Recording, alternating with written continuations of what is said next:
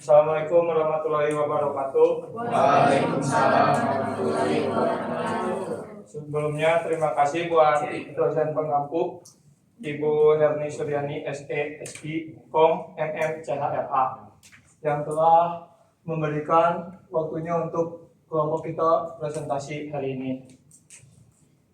Di sini kita dari kelompok 7 akan mempresentasikan tentang resolusi konflik hubungan industri.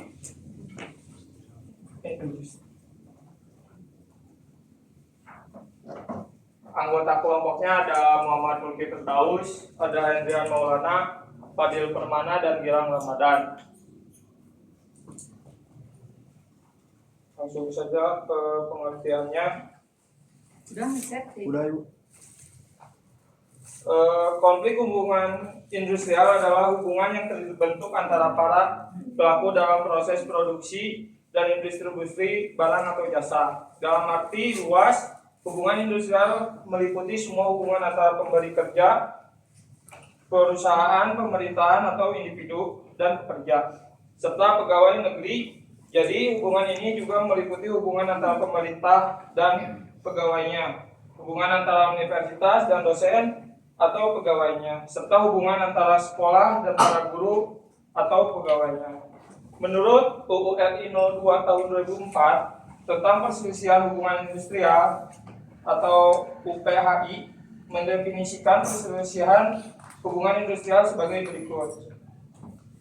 Perselisihan hubungan industrial adalah perbedaan pendapat yang mengakibatkan pertentangan antara pengusaha atau gabungan pengusaha dan pekerja atau buruh atau serikat pekerja atau serikat buruh karena adanya perselisihan mengenai hak, perselisihan kepentingan, perselisihan pemutusan hubungan kerja, dan perselisihan antara serikat pekerja, serikat buruh dalam satu perusahaan. Terus ada juga jenis-jenis perselisihan hubungan industrial terdiri dari 4, yaitu perselisihan hak, perselisihan kepentingan, perselisihan hubungan kerja, dan terakhir perselisihan di antara serikat pekerja. Nah, tujuannya ada 1, melindungi dan menciptakan keseimbangan interest buruh dan pengusaha dengan menciptakan pemahaman bersama dan hubungan baik dalam semua aspek proses produksi.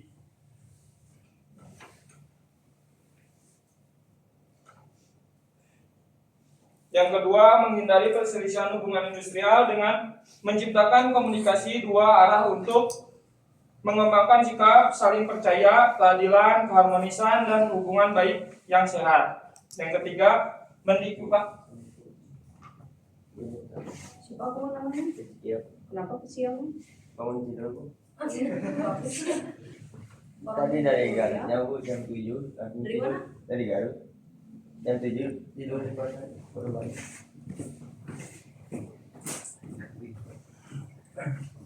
Yang ketiga, meningkatkan produktivitas perusahaan untuk menciptakan keuntungan bersama. Keempat, membangun dan mempertahankan demokrasi industrial berdasarkan kerjasama. Tidak hanya berbagai hasil perusahaan, akan tetapi partisipasi juga diperlukan dalam pengambilan keputusan, di mana individu tenaga kerja merupakan warga perusahaan yang baik. Yang terakhir, menghindari ketidakpuasan, pemogokan, dan lockdown perusahaan dengan menciptakan tingkat upah manfaat yang menguntungkan kedua belah pihak, serta budaya dan iklim kerja yang kondusif. Langsung ke pembahasannya.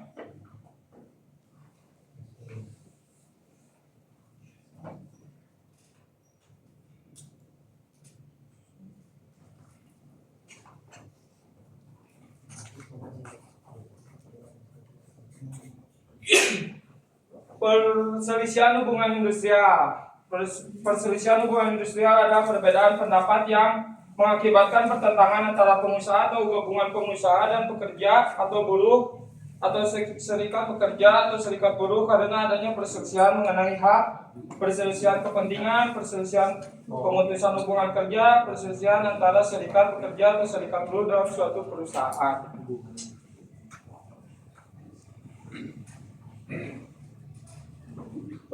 Jenis perselisihan hubungan sosial, hubungan industrial. 1. Perselisihan hak.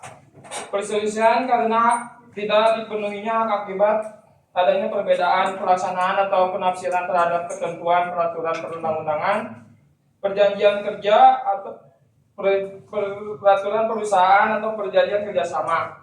Perselisihan hak tersebut terjadi antara karyawan dan serikat pekerja dengan pengusaha. Kedua, perselisihan kepentingan. Perselisihan yang timbul dalam hubungan kerja karena tidak adanya kesesuaian pendapat mengenai pembuatan atau perubahan syarat-syarat kerja yang ditetapkan dalam perjanjian kerja, peraturan perusahaan atau perjanjian kerjasama. Perselisihan ini terjadi antara kerja atau serikat pekerja dengan pengusaha. Yang ketiga, perselisihan hubungan kerja. Perselisihan yang timbul karena tidak adanya kesesuaian pendapat mengenai pengakhiran hubungan kerja yang dilakukan oleh salah satu pihak. Perselisihan ini terjadi antara karyawan atau serikat pekerja dengan pengusaha. Yang keempat, perselisihan di antara serikat pekerja. Perselisihan antara suatu serikat pekerja dan serikat pekerja lainnya dalam suatu perusahaan. Hal ini terjadi karena tidak adanya kesesuaian paham mengenai keanggotaan serta pelaksanaan hak dan kewajiban serikat pekerja. Nah, di sini ada bagian perselisihan hubungan industrial. Sini ada perselisihan hak yang penyelesaiannya bisa menggunakan mediasi hubungan industrial sama pengadilan hubungan industrial. Terus perselisihan hak yang bisa diselesaikan melalui mediasi hubungan industrial. Yang kedua, konsiliasi hubungan industrial. Ketiga, arbitrase hubungan industrial. Keempat, pengadilan hubungan industrial. Yang ketiga, penyelesaian PHK yang bisa diselesaikan oleh mediasi hubungan industrial. Kedua, konsiliasi hubungan industrial. Ketiga, pengadilan hubungan industrial. Yang keempat, terakhir, perselisihan antara serikat pekerja atau serikat buruh dalam suatu perusahaan. Bisa diselesaikan melalui mediasi hubungan industrial, konsiliasi hubungan industrial, arbitrase hubungan industrial. Yang terakhir, pengadilan hubungan industrial. Baik, selanjutnya masuk ke pembahasan pembobokan. Pembobokan diartikan sebagai tindakan yang direncanakan oleh sekelompok buruh, baik yang menjadi anggota serikat pekerja atau yang tidak menjadi anggota serikat pekerja, untuk memaksa pengusaha memenuhi tuntutan mereka. Upaya atau tindakan tersebut harus direncanakan dan bukanlah tindakan spontan. Direncanakan berarti mempunyai strategi dan tujuan yang akan dicapai. Aktivitas dan taktik yang akan dilakukan untuk mencapai tujuan tersebut, sumber-sumber yang serta waktu tujuan tersebut akan dicapai. Selanjutnya ada tujuan dari pembobokan itu sendiri terbagi menjadi 3. Yang pertama itu ada meningkatkan taraf hidup karyawan, dan yang kedua memaksa pemerintah untuk mengubah kebijakan perburuannya, dan yang terakhir sebagai alat politik. Nah, ini penjelasan di sini. Yang pertama, meningkatkan taraf hidup karyawan, maksudnya pembobokan merupakan upaya untuk memaksa pengusaha memenuhi tuntutan para karyawan dengan meningkatkan taraf dan kesejahteraan hidup mereka. Dalam kontrak kerja antara karyawan dan pengusaha ditentukan hak dan keterampilan pikiran dan waktu pengusaha akan memberikan kompensasi kepada karyawan berupa upah, jaminan sosial, kontrak kerja, kondisi kerja, serta peraturan dan kebijakan perusahaan. Dan yang kedua, memaksa pemerintah untuk mengubah kebijakan perburuannya. Pemerintah mempunyai kepentingan agar hubungan industrial bisa berjalan damai dan adil. Fungsi pemerintah adalah mengatur hubungan industrial agar tercipta produk yang dibutuhkan masyarakat dengan kuantitas dan kualitas yang tinggi. Para karyawan bisa sejahtera dan pengusaha memperoleh keuntungan yang tinggi. Jika semuanya itu terjadi, pemerintah akan menerima pajak yang tinggi jumlahnya. Akan tetapi hal yang bisa terjadi adalah karyawan menganggap pemerintah telah merugikannya dengan mengeluarkan undang-undang, peraturan pemerintah dan kebijakan yang merugikan para karyawan. Dan yang terakhir, sebagai alat politik, pemogokan bisa digunakan untuk mencapai tujuan politik tertentu. Sebagai contoh, pada masa penjajahan Belanda, pemogokan digunakan sebagai alat perjuangan kemerdekaan Indonesia. Dan yang kedua ada Muhammad Magandhi menggunakan pemogokan untuk memaksa Inggris memberikan kemerdekaan kepada India. Selanjutnya ini ada jenis-jenis pemogokan terbagi menjadi dua. Ada yang pemogokan yang sah. Pemogokan bisa dianggap sah jika memenuhi ketentuan yang 5 ini. Yang pertama itu dilakukan tertib dan damai, dan yang kedua tidak melanggar hukum, dan yang ketiga ada pemberitahuan tertulis minimal 7 hari kepada perusahaan dan instansi ketenagakerjaan, dan yang keempat tidak mengancam keselamatan publik, dan yang terakhir karyawan bisa memenuhi atau tidak adakan mogok secara bebas. Dan ini ada yang mogok bisa dinyatakan tidak sah apabila dilakukan. Yang pertama itu bukan sebagai akibat gagalnya perundingan antara pekerja atau serikat pekerja dan pengusaha. Dan yang kedua, tanpa pemberitahuan secara sah kepada pengusaha dan instansi pemerintah yang berwenang, yaitu antara lain tidak ada surat pemberitahuan atau surat pemberitahuan disampaikan kurang dari 7 hari kerja sebelum pelaksanaan mogok. Dan yang ketiga, isi surat pemberitahuan tidak lengkap, yaitu tidak mencantumkan yang pertama itu waktu, hari, tanggal, jam dimulainya dan berakhirnya mogok, tempat mogok bekerja. Dan yang terakhir ada mogok dilakukan bukan secara damai dan tidak mengganggu keamanan umum.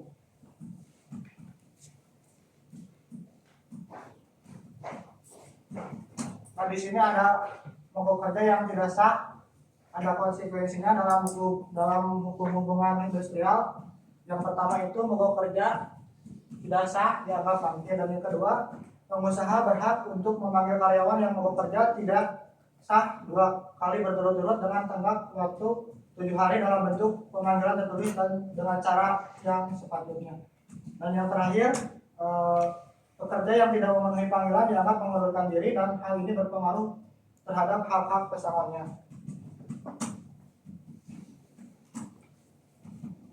Selanjutnya ada proses pemogokan.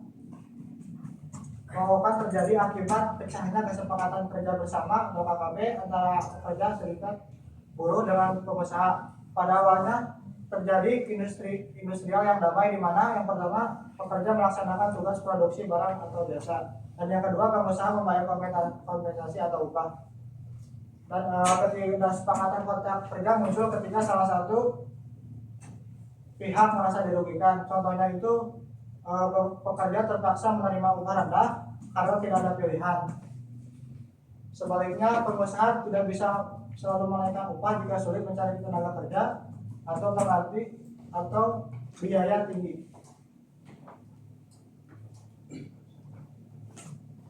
Oke, mari lanjut ke dari pemogokan. Ada juga yang penyelesaian hubungan industrial. Nah, di antara penyelesaian perselisihan hubungan industrial ada 2 lembaga yang masuk untuk penyelesaian tersebut. Yang pertama itu ada lembaga kerja sama bipartit, atau penyelesaian bipartit adalah proses resolusi konflik melalui perundingan atau musyawarah antara pekerja atau buruh atau serikat pekerja, serikat buruh, dan pengusaha untuk menyelesaikan perselisihan hubungan industrial dalam suatu perusahaan.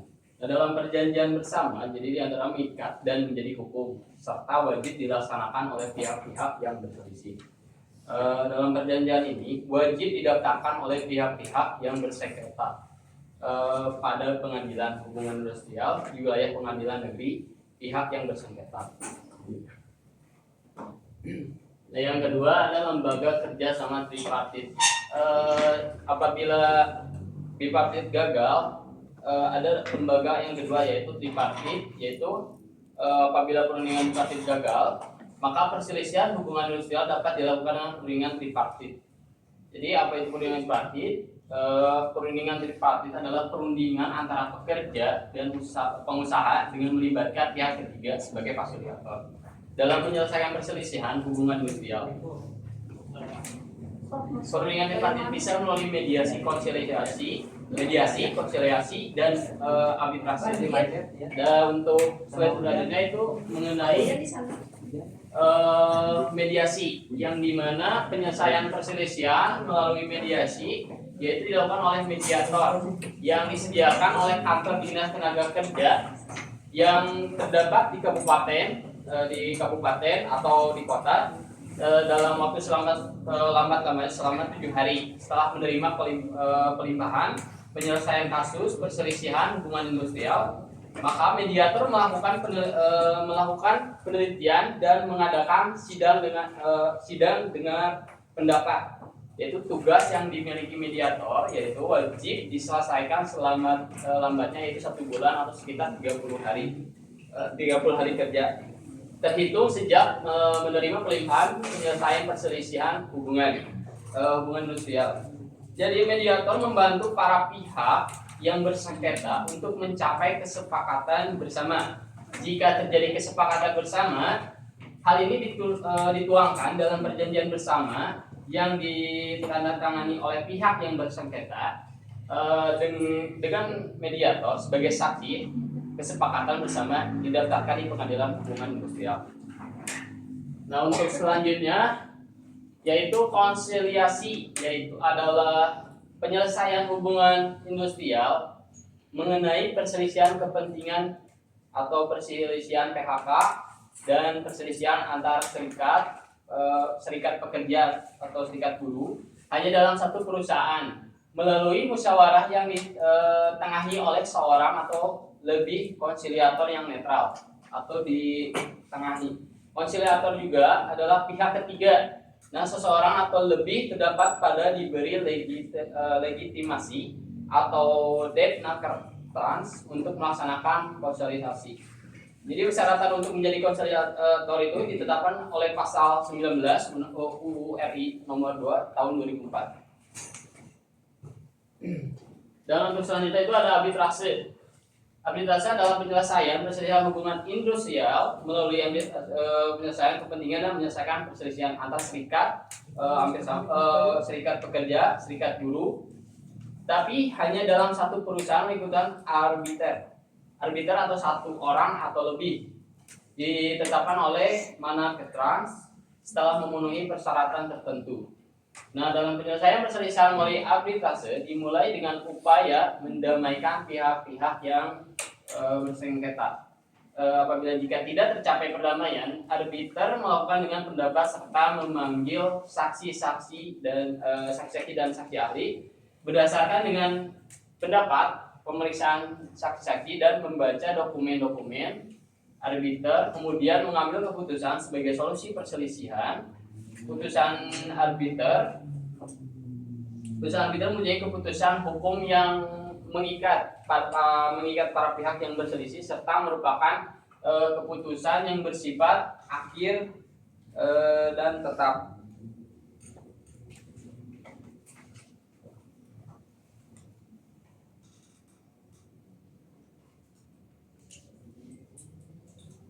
Kemudian putusan ini didaftarkan ke Pengadilan Hukum Industrial. Nah, di sini juga ada Pengadilan Hubungan Industrial yang dimana ada pengadilan khusus yang dibentuk di lingkungan pengadilan negeri yang berwenang untuk memeriksa, mengadili, dan memberi putusan mengenai perselisihan. Nah, yang pertama itu di mana ada tingkat pertama yang mengenai perselisihan hak. Yang kedua adalah tingkat pertama dan terakhir mengenai yang kedua itu di tingkat pertama dan terakhir mengenai perselisihan kepentingan. Dan yang ketiga, di tingkat pertama dan mengenai perselisihan PHK, serta yang keempat itu di tingkat pertama dan terakhir mengenai perselisihan antar serikat, pekerja dan serikat buruh dalam satu perusahaan. Nah, dalam hukum acara yang digunakan pada pengadilan hubungan industrial adalah hukum acara perdata, yang dimana sebelum menggunakan jalur pengadilan hubungan industrial untuk menyelesaikan perselisihan, pihak yang terlibat konflik harus menggunakan jalur mediasi, menggunakan dua jalur yaitu mediasi dan konsolidasi. Jadi jalur ini jauh lebih cepat, lebih murah dan bisa menciptakan win and win solution. Win and win solution. Win and win solution. Jadi jika tidak menggunakan jalur ini, terlebih dahulu pengadilan hubungan industrial akan menolak gugatan pihak yang terlibat konflik. Jika jalur mediasi dan konsolidasi tidak berhasil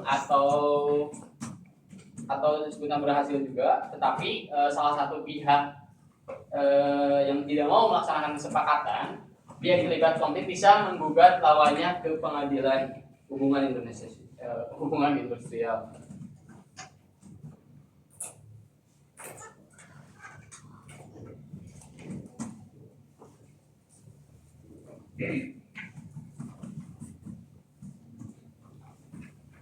Oke, begitu pertanyaan dari saya. Apakah ada yang mau ditanyakan? Kamu teh kawin dulu. Angkat tangan. Ya, Farhan apa? Oke, perkenalkan nama saya Pak Sorna. Saya dari kelompok 6. Dari kan tadinya dijelasin ada jenis perselisihan hubungan industrial. Ya. Nah, ada 4 tuh perselisihan hak, kepentingan, hubungan kerja, dan diantara serikat pekerja. Nah, dari keempat jenis perselisihan, mana yang paling sering terjadi di perusahaan dan apa penyebabnya? Ya. Ada lagi? Boleh. Saya dari kelompok 3 mau nanya, kan ini mah tadi ngejelasin cara penyelesaian masalahnya, terus tadi ada kayak perselisihan hak gitu. Ya. Nah, saya mau nanya cara terhindar dari konflik perselisihan hak itu apa?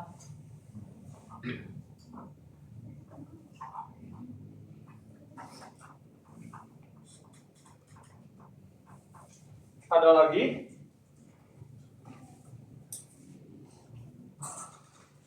Tiga pertanyaan ya. Baru satu ya. Dua, tiga tuh yang belakang. Ya, tadi boleh. Saya dari kelompok 6. Tolong berikan contoh nyata kasus perselisihan hak yang pernah terjadi di Indonesia. Tadi. Ya, sama.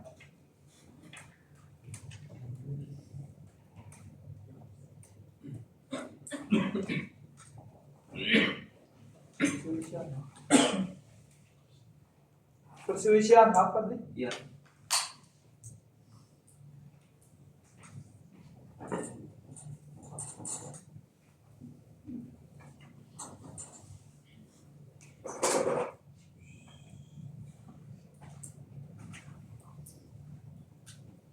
Bentar ya teman-teman.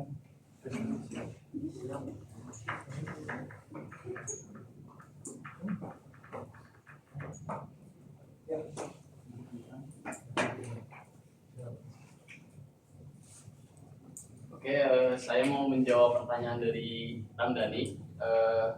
Gimana sih caranya untuk terhindar dari perselisihan hak, gitu kan? Jadi untuk cara terhindar dari perselisihan hak, yaitu dengan memahami dulu hak dan kewajiban.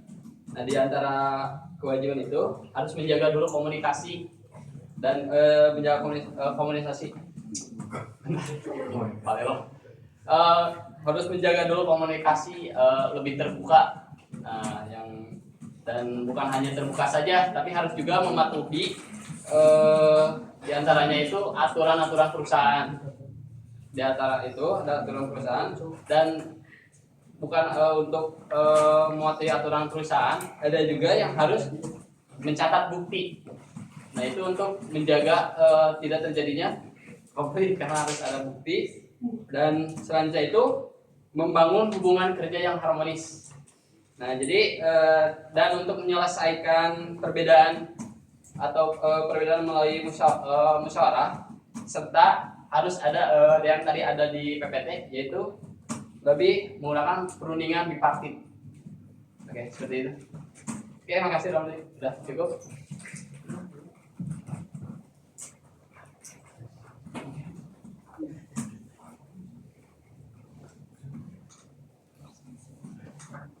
Saya akan menjawab pertanyaan dari Fadli yang sebutkan contoh perselisihan hak yang terjadi di Indonesia. Biasanya tentang perselisihan upah atau gaji. Contohnya karyawan tidak dibayar sesuai perjanjian kerja, upah lembur tidak dibayarkan, upah minimum regional atau UMR UMK tidak dipenuhi oleh perusahaan. Terus perselisihan hak cuti, karyawan tidak diberi cuti tahunan yang menjadi haknya, permohonan cuti hamil atau melahirkan ditolak, pesangon tidak dibayar. Saat PHK perusahaan tidak memberikan pesangon sesuai undang-undang, terus pesangon dibayar kurang dari ketentuan. Itu contohnya yang terjadi di Indonesia. Ya, Kalau contoh dari perusahaannya, contoh perusahaannya. ya, yang pernah terjadi di Indonesia.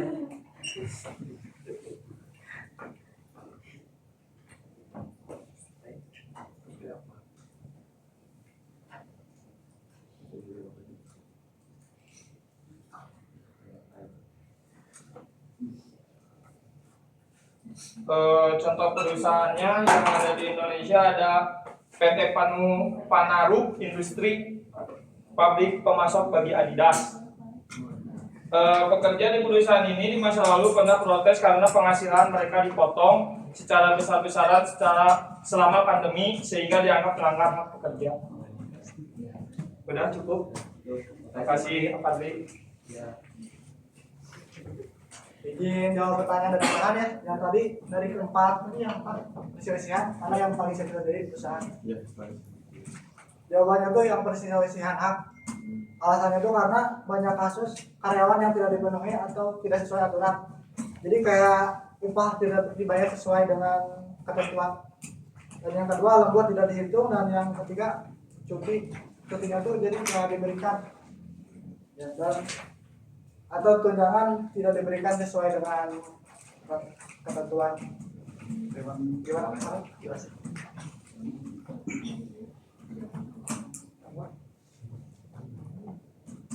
Ibu, dicukupkan?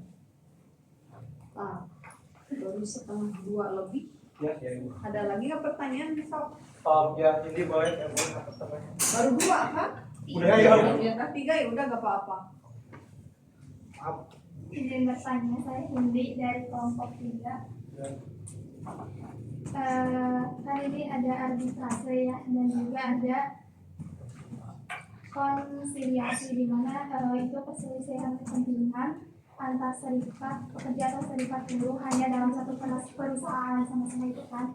Nah, apa yang membedakan antara konsiliasi atau arbitrase itu? Jadi hal apa atau situasi bagaimana kalau kita itu harus pakai arbitrase, atau situasi seperti apa kalau misal kita harus memakai konsiliasi?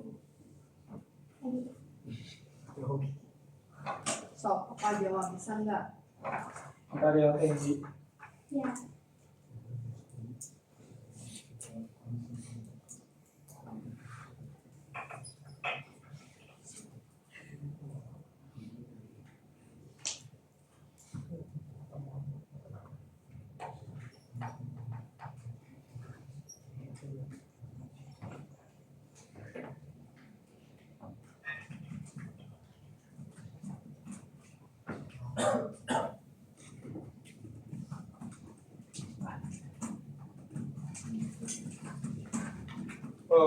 Izin menjawab perbedaan antara konsiliasi dan arbitrase.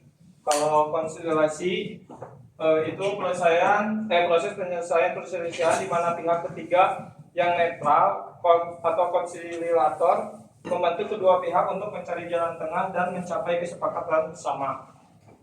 Dan arbitrase adalah penyelesaian konflik di luar pengadilan di mana pihak ketiga atau arbiter memiliki kewenangan untuk mengambil keputusan final dan mengikat. Terus kondisi apa sih yang harus digunakan ketika menggunakan arbitrase dan konsiliasi? Kalau konsiliasi cocok digunakan saat perselisihan masih ringan, kedua pihak masih mau duduk bersama, ketiga tujuan ingin damai dan win-win solution, keempat perselisihan tidak butuh putusan yang memaksa. Kalau arbitrase cocok digunakan ketika perselisihan sudah berat atau buntu, kedua pihak ingin putusan yang jelas dan meningkat, ketiga ada kerugian besar atau isu penting, yang terakhir pengusahaan dan pekerja ingin menghindari proses pengadilan atau PHI. Sudah cukup? Ya, terima kasih. Ya. Sudah? Udah? Udah? Pertanyaan dari Ibu sekarang. Ya. Tentunya ya kelompok ini pernah membaca ataupun mendengar konflik hubungan industrial, ya. Nah, sebutkan contoh dari resolusi konflik hubungan industrial. Terus penyelesaiannya seperti apa? Itu aja dari Ibu. Nanti ada kuis ya, udah ini ya, udah beres. Sebutkan contoh resolusi hubungan industrial, Bu. Ya, contoh dari konflik resolusi hubungan industrial. Dan cara penyelesaiannya. Dan cara penyelesaiannya seperti apa? Tadi kan udah disebutkan ya, Ya. bahwa resolusi konflik hubungan industrial itu yaitu resolusi konflik di mana ini kan resolusi namanya ya, resolusi itu penyelesaian konflik oleh pihak ketiga juga ya, gitu ya. Nah, pihak ketiganya contohnya kan bipartit, tripartit, terus bisa juga menggunakan mediasi, bisa menggunakan arbiter, terus ada menggunakan konsiliasi gitu ya. Nah, ini apa contoh dari itu resolusi konflik hubungan industrial? Contoh konfliknya ya, kan konfliknya itu merupakan konflik yang terjadi antara pegawai dengan pemberi kerja ya. Konflik hubungan industrial itu adalah konflik yang terjadi antara pekerja dengan pemberi kerja, dengan si pemberi kerja, itu konflik. So, contohkan. Contoh dari resolusi hubungan industrial ya, konfliknya ada perselisihan upah lembur. Contoh kasusnya, karyawan tidak dibayar upah lembur padahal sering diminta pekerja melebihi jam kerja. Cara penyelesaiannya bisa menggunakan bipartit, dengan pekerja dan pengusaha melakukan negosiasi langsung. Jika gagal, mediasi di dinas ketenagakerjaan. Jika tetap gagal, arbitrase atau pengadilan hubungan industrial yang membereskannya. Yang kedua ada perselisihan hak cuti tahunan. Contoh kasusnya, perusahaan menolak memberikan cuti tahunan yang seharusnya menjadi hak pekerja. Cara penyelesaiannya bisa melakukan konsiliasi dengan pihak ketiga membantu mencari solusi. Jika kedua pihak sepakat, masalah selesai. Jika tidak, bisa menggunakan PHI. Terus ada 3 contoh tahap pesangon, PHK tanpa pesangon. Contohnya, pekerja di PHK secara sepihak tanpa diberi pesangon yang sesuai undang-undang. Cara penyelesaiannya bisa mediasi oleh mediator disnaker. Jika tidak tercapai, bisa melakukan arbitrase. Jika disepakati, bila tidak ada kesepakatan, bisa dibawa ke PHI. Terus keempat, ada karyawan kontrak atau PKWT dipakai bertahun-tahun. Contoh kasusnya, karyawan kontrak diperpanjang terus lebih dari batas aturan tanpa tidak diangkat menjadi karyawan tetap. Cara penyelesaiannya bisa melakukan bipartit untuk mengklarifikasi status. Jika gagal, bisa melakukan mediasi. Terus hasil mediasi bisa menghasilkan perpanjangan kompensasi, pengangkatan karyawan tetap atau PHI jika tidak tersepakat. Yang kelima, terakhir ada konflik serikat pekerja dengan perusahaan. Contoh kasusnya, serikat pekerja menganggap perusahaan tidak menjalankan perjanjian kerja bersama atau PKB. Cara penyelesaiannya bisa melakukan perundingan bipartit antara serikat dan manajemen, bisa menggunakan konsiliasi jika butuh pihak netral, jika PKB dilanggar berat, bisa melakukan arbitrase atau PHI. Sekian Bu. Ya. Sok udah ditutup aja. Oh. Kesimpulannya Bu? Kesimpulan dulu.